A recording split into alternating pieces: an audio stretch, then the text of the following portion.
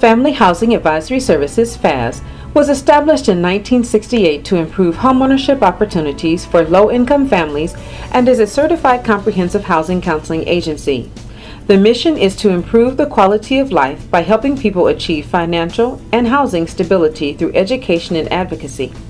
FAS is dedicated to and compassionate about addressing housing and poverty issues. Services was providing housing counseling for the entire state of Nebraska. Each family that comes in, we meet them where they're at. And it's the synergy of all our programs together that gives an incredible strength to what we offer to the greater Omaha area and to the larger community, because we can do almost anything related to housing to help somebody. We can make a difference. We value the support that they give to many of our organizations, but most of all we value what they do for the home buyer and for the person looking to have a stable, happy, healthy life. Sometimes some people need more help than others. We help them find it within themselves, whatever they need, to do whatever they need to be successful. And a daughter who's 14 months. And I've been at my job for almost 20 years. I've lived in my home for 41 years. And when my parents passed, they left it to me. And so it was kind of old, and I took out a home improvement loan. I was very consistent with it. I did really well. And then when I was pregnant with my daughter, we were having a lot of complications, and I had to go on a medical leave from my job. And so I was sending in partial payments to my mortgage company along with my other bills, thinking that I was okay. Next thing I knew, I just had this intent to foreclose. I felt like I was falling through a bottomless pit, and I dialed 211, and the lady that I was speaking with, I told her my story.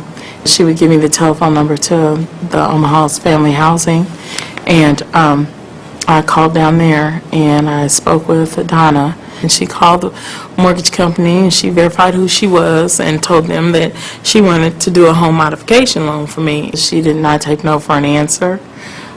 She was very sweet to me, but she was very driven, and she got the job done. I used to walk around all the time. I would donate, but I would think, well, you know, it's going to a good cause. I'll never need it.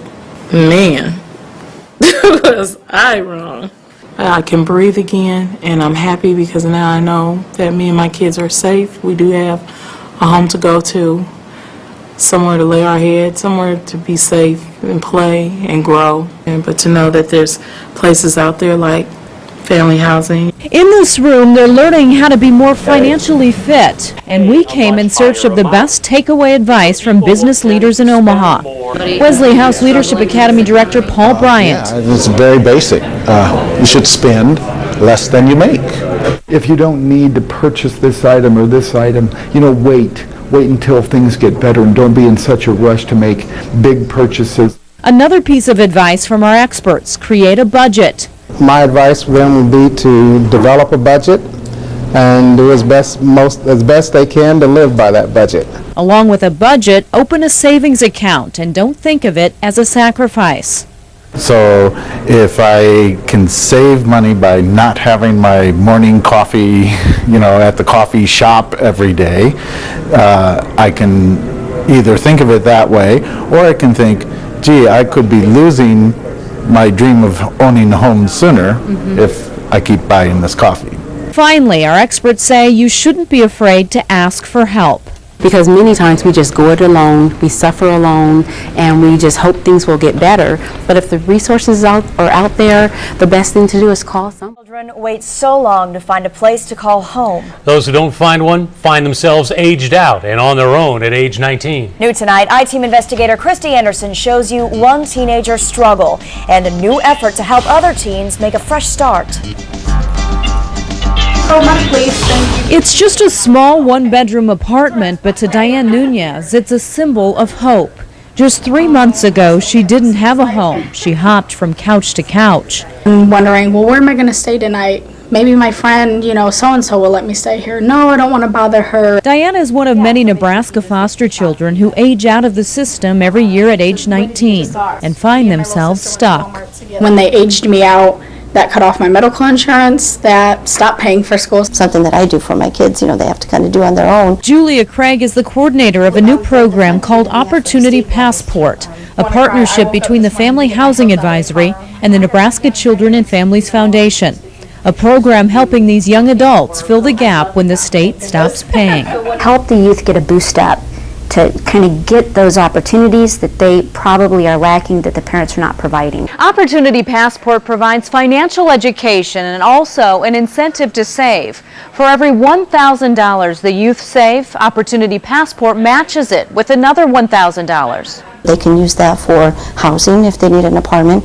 They can use it for medical expenses. They could use it for education. And if they're saving for a vehicle, which sponsors say is a huge need, Opportunity Passport pays even more.